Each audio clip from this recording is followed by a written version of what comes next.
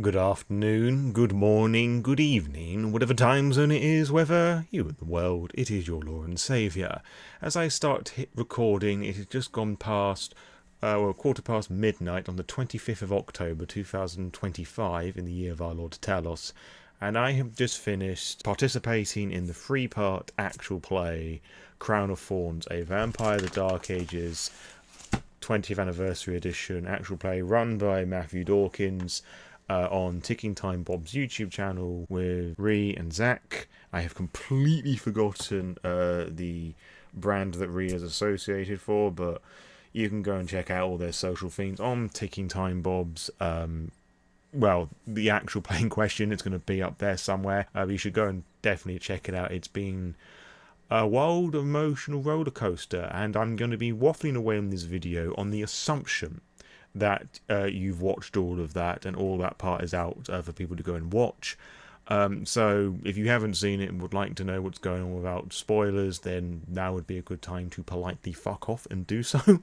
But I'm not going to go in and then spoiling everything, but I'm not also going to withdraw any spoilers. I'm just going to speak openly and freely and basically talk about what the experience was like, which is basically the first recap video that I've done from memory, where I've been a player in a game. I've hinted at a couple things before in other videos, but this is the first one where I've been a player in an actual play. And I think context is key. So how did this form, or at least from my perspective, how did I enter into the mix? Well, Bob of Ticking Time Bob, that's his actual name, is not just a silly YouTube channel thing. I want to say he was one of the first people that reached out to me for a collaboration, when I started doing YouTube those many years ago. Bob and his channel is more or less focused around Pendragon, which at the time when he was speaking to me I didn't have much of an interest for, so it just wasn't something that was just on my radar wanting to try out. He of course is now branching out into different things, as am I, coincidentally. They recently, as of the recording of this, have started looking into Delta Green, and of course Vampire the Dark Ages and other elements of the World of Darkness. And there's been a brief conversation between us about me perhaps running Wraith the Oblivion. I know I was speaking to Ree a lot in that in between all of this, about Wraith the Oblivion. They seemed pretty down to that, so that'll be nice if that can happen in the near future. But Bob approached me about being a player in this actual play for Vampire the Dark Ages. And if I'm being completely honest, if it wasn't for the fact that Matthew was the ST for that game, or storyteller, I probably would have declined the offer. Not because of any egotistical influencer, content creator sort of gibberish, or thinking that everybody else was beneath me and he was at the top or whatever. It wasn't anything to do with that. It's purely because that out of everybody there, I knew Bob a little bit, but I knew Matthew a bit more. And I find it very difficult as a player to be in a game with people I don't know. A games master, I will happily run a game for the vast majority of people, but as a player, there's an extra level of trust that I need to invest myself into, because I'm, contrary to how I present myself in my videos, I consider myself to be very introverted and shy, and being autistic with a load of trauma that I'm not going to go into right now, and a load of other things, I'm not very trusting of people. It wasn't that exciting for me, because I kind of experienced all of that rush, as it were, already. Because a couple of years ago, I had the privilege of running his game, The World Below, on my channel. It did not get a lot of traction. That's going to appear in a corner up there for you to go and watch. And I also did an interview that was half World of Darkness, half The World Below.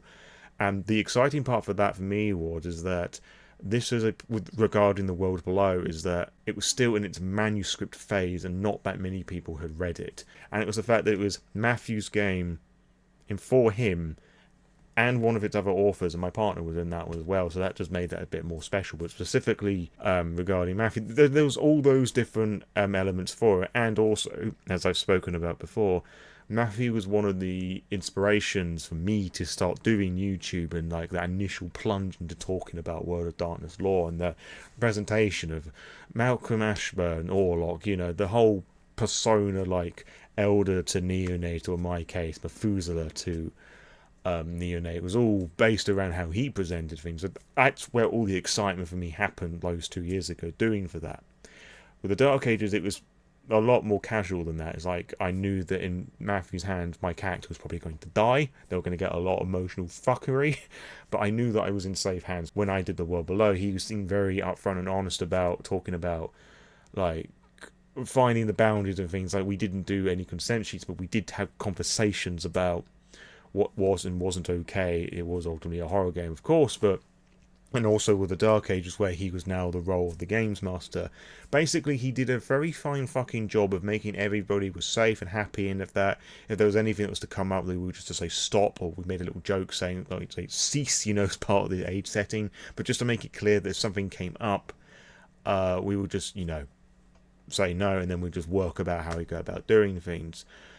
He would check up on us at the beginning of each session. For example, within the third session, how he would deal with PvP, because there were two characters, mine and Layla, the Tremere, where he had predicted that we two would go at each other because we had two very different ideas of dealing with this cursed relic. And we had a bit of a chat about that. Just sort of things like that, just making sure that everybody in that given moment was happy with everything. Like, if you'd seen actual plays of mine, I tend to do like this sort of big old speech saying that horror without consent is trauma.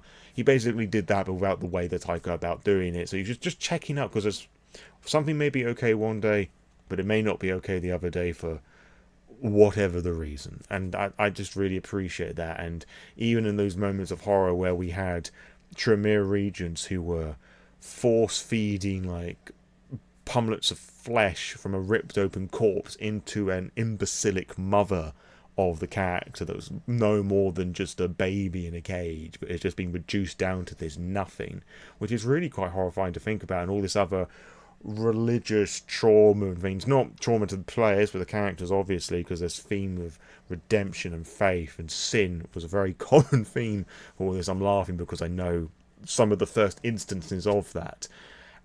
But yet he made sure that everything was okay in between all of this. And it also felt quite nice and reassuring that because we had those conversations, that he could be free to express himself and we could embrace some of those darker elements of Vampire as well. And it felt really satisfying to be part of a horror game that didn't have any of those restrictions, because one of my grievances with Vampire actual plays and the general World of Darkness scene at the moment is that I don't think there is a lot of horror in these actual plays, from what I have seen, but mostly about what I've heard about, that there's a lot of the personal horror, which is a very key, important part of Vampire the Masquerade specifically, and of course the other World of Darkness games. It did feel like a horror game, and everybody was happy and consenting to all of this fuckery. And it was just a lot of fun to be able to be a part of that. It was a lot of fun interacting with these players that I hadn't played in games before. As I said, spoke a little bit to Bob off and on for the last 4 or 5 years. Didn't know Zach at all. I think I made a really great start on a friendship with Ree, because we were just chatting about how our characters would know each other, and it just like spanned off into general chit chat. And it very quickly found out that we had quite a lot in common. We're both autistic. We've both got non-binary partners. There's polyamory relationships with our respective partners. I can't remember if it was either her or their partner that wrote music. I do music as well. Just stuff like that. It was just really...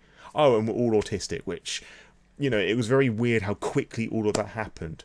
Like, it was fucking wild, and they're really nice, and Zach's really nice, but they're all really nice people. And despite only playing in a 3-part campaign with people I haven't met before, it felt like I'd been playing with them for years, and I've known them for ages. I was aware what each person was thinking of, or could do a good job predicting that. I didn't feel the usual anxiety and the stress that I have been in a game as a regular player. Sure, to begin with, there was that little bit of nerves because you're playing a new character with new people in a new settings. You're like testing the waters, that we're trying to work out what's working, but it just very quickly all gelled together. And I think also part of that is to do with the fact that Vampire and Masquerade and the other World of Darkness games are very social heavy, and if you don't come into those games with that mindset, you're not going to do all that well. Like, sure, there are instances where you can have very heavy combat scenarios, but at the end of the day, it is a personal, social, political drama.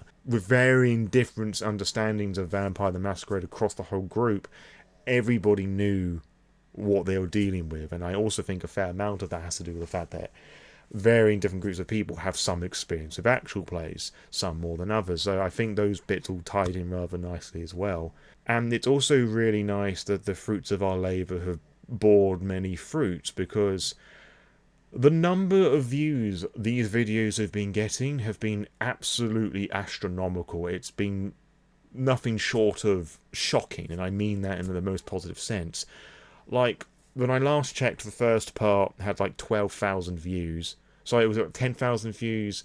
The second one has like 2,000 views, and obviously I've just finished recording the third part, so I don't know how many hundreds or thousands going to be. But the fact that you've got an actual play with 10,000 views, and how fucking quick those numbers went up, is absolutely monkey's bananas. I cannot get over just how amazing that is.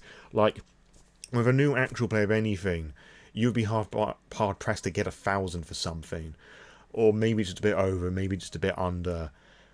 But 10,000, and that was like in a week for the first episode, is incredible. Now, I do feel there are some factors that might have contributed a little bit towards that. Vampire the Masquerade is really popular, but Vampire the Dark Ages, the 20th Anniversary Edition line, is exceptionally popular. I do think that out of the different era splats in the World of Darkness, I think it's fair to say that the Dark Ages line is the most popular. There is the fact that Matthew Dawkins, as a games master there, like, is being a sort of face poster child for the World of Darkness community, I guess, or at least a part of it, or an era of it. Like, the Gentleman game, the Gentleman's Guide to Vampires, like, is still a very important part of the World of Darkness community because of how it's introduced so many people into the World of Darkness, and people watch his stuff for the vampire stuff, they subscribe to him for the vampire content, they sign up with Patreons to be in vampire games with him. And of course, he then go on to write, like, loads of other World of Darkness things. And this isn't like me trying to like blow smoke up his arse, or like just like worship Matthew Dawkins, because as all people do, we all have our flaws. But I can only speak on the positives that I've had, and what I'm saying so far is, quite frankly, factual, right? I'm not trying to idolize anybody here. And of course, you also have your Lord and Saviour here, which is going to draw a certain number of crowd of people as well. And because I've got like no self-esteem and confidence, and I always get really shocked about how well I get praised for my stuff and all the rest of that, like insecurity stuff, I sure probably contributed to a large of those numbers as well, as like Law by Night and an actual play with Matthew Dawkins. I think the two like gelled really well together in terms of like as a marketing thing, intentional or otherwise. These different elements probably did contribute to a fair amount of those numbers being accumulated, but even so, 10,000 within a week, I'm not going to lie, I'm a little fucking jelly. Should be one of my videos, although it technically is, because YouTube has introduced a new collaboration feature where you can like sort of tag or include people in your video. So whilst the creator of the video, in this case Bob of Ticking Time Bomb, would get all like the money and the royalties and whatnot that comes with that. Not royalties, but you know, like the income from that video. Because I'm and Matthew and I think Mortal Realms, that's Ray's thing, are included in that collaboration as well. It will appear in the subscription feed of everyone else who's subscribed to those people. So if you're not subscribed to Ticking Time Bob, because I'm a collaborator there, it should appear in your subscription feed as well, which you might have noticed with some other YouTuber stuff. I think it's a really neat idea. It's a bit bizarre that YouTube hasn't done this sooner, but hey ho. But anyway, going back to my original thing, you know, micro celebrities, personalities aside, the Dark Ages setting aside, you know, if the role playing and the storytelling wasn't up to that standard, it wouldn't be that consistent. Because yeah, you're going to have like less views as a series goes on. So you've got 10,000 now, I think it's 2,000 the next one. That is still a lot of people coming in to watch an actual play. And I can only guess that the third part is going to be doing something similar. So I'm going to predict, because I haven't seen the numbers yet, because not enough time has passed, obviously, that we're going to get somewhere like 3,000 views for the second part, and then for the third part we'll get like 1,000, just as a guesstimate here. But you know, that's all incredible stuff, and I'm really proud about what everybody has done for the actual play. Like, everyone's really brought their A game. It's pretty awesome to be part of that environment, and with such great caring people. And I haven't had any of the stress or the anxiety of being a player in a game. And certainly as an actual player, one of the things I don't like about doing actual plays usually is the amount of organising and scheduling and legwork that I've had to do just to cement things in place. And I've talked about previously on the channel that it's getting a lot harder for me to run games because I feel that more people are taking the piss, which I find a bit irritating when I'm trying to make things easier for people to sign up. People aren't really giving me the attention or the respect that it's needed. And I say attention not as to be like an egotistical thing. It's like one of the issues I complain about is that, the making things clear. I leave things in bold. I make it very clear about the timing and places and things. And people just ask me the question, okay, when's this happening? When's that happening? So that's what I mean by that. But I don't want this to be on the negative side of things. Like, I'm wanting to focus on the positive because this has been the most fun I've had in a TTRPG game in a very long time, particularly as a player.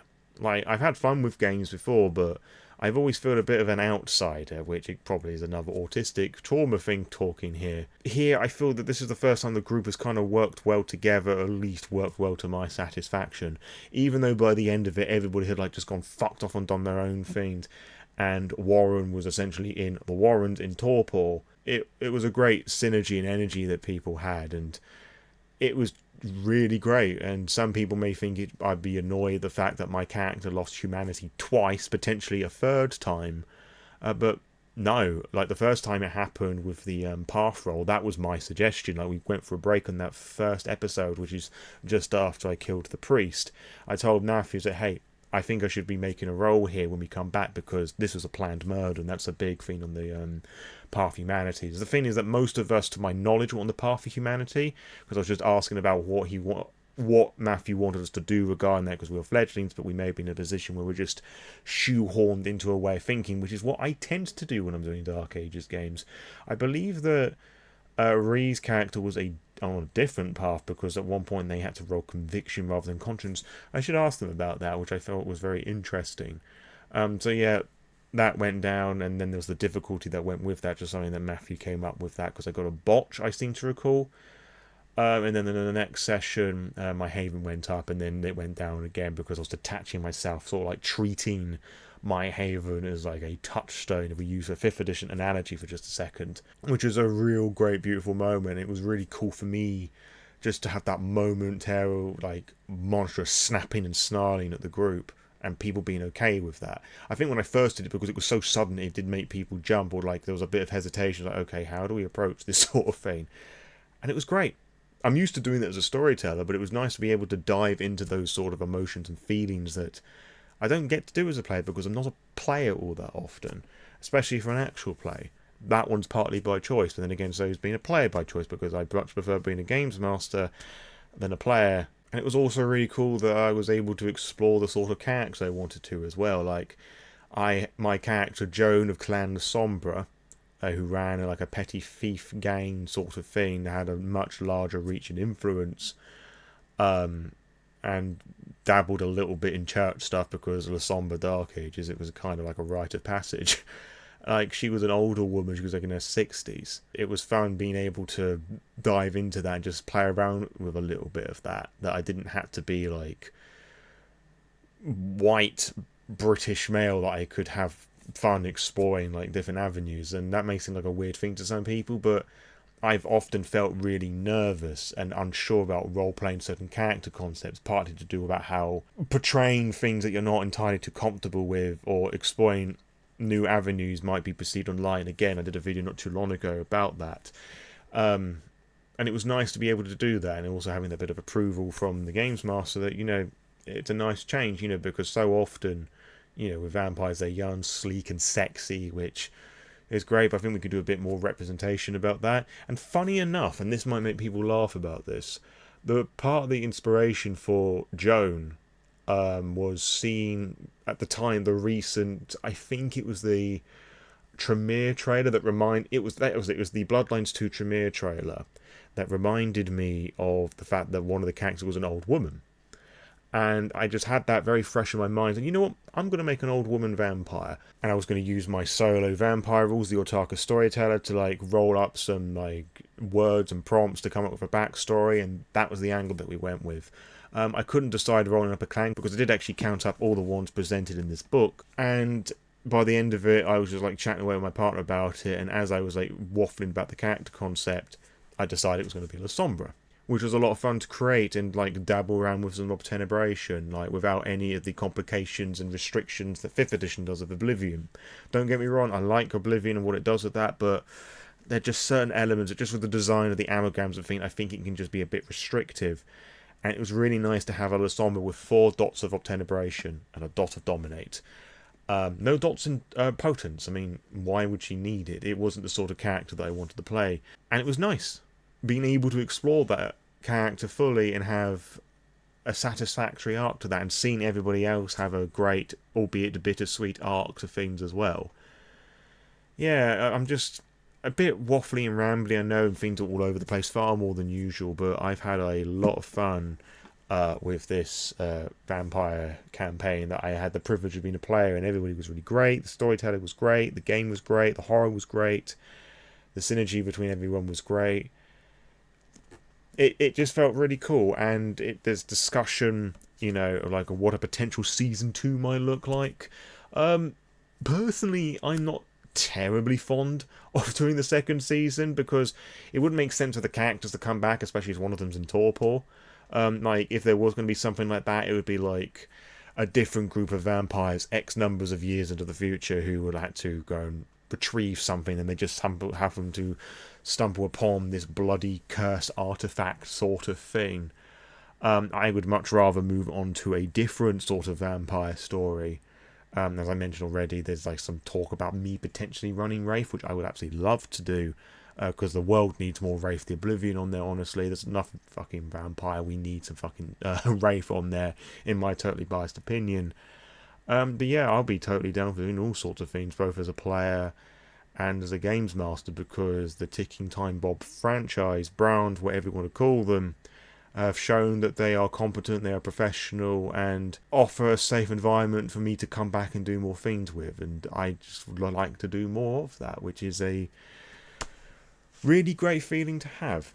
Now, if you reach this point in the video, first of all, thank you ever so much for putting up with my fucking tired ass, as I've been waffling away for about half an hour now. What I would like you to do is to go over to any of those Dark Ages actual play videos that I've mentioned, and let them know that your Lord and Saviour has sent them over that way, and tell them what you like about the game and what you would want me to run there. I mean, if you want me to run Wraith there, do let them know, because that just provides a bit of an interest so that we can see what works and what doesn't well. And also let me know in the comments below, because it'd be really great to see like the sort of things that I do well as a role playing and interacting with everyone.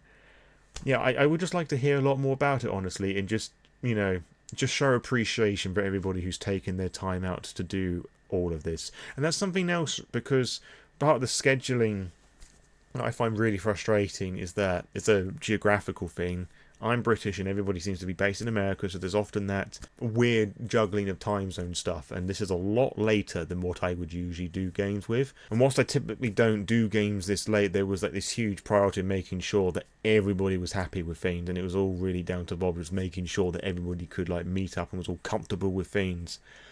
Whereas in the past, despite my best efforts, and this might be a failure on my part, by over somebody trying to organise everything, or the sort of people I attempted to organise, it just went very fucking smoothly, and I think that's really cool, and I'm really appreciative of that. So hopefully this can continue going on in the future, doing more collaborations of some description. If you want me to run Vampire over there, that'd be great, whether it be Dark Ages, V20, whatever. I've got all the editions of Vampire that I could do.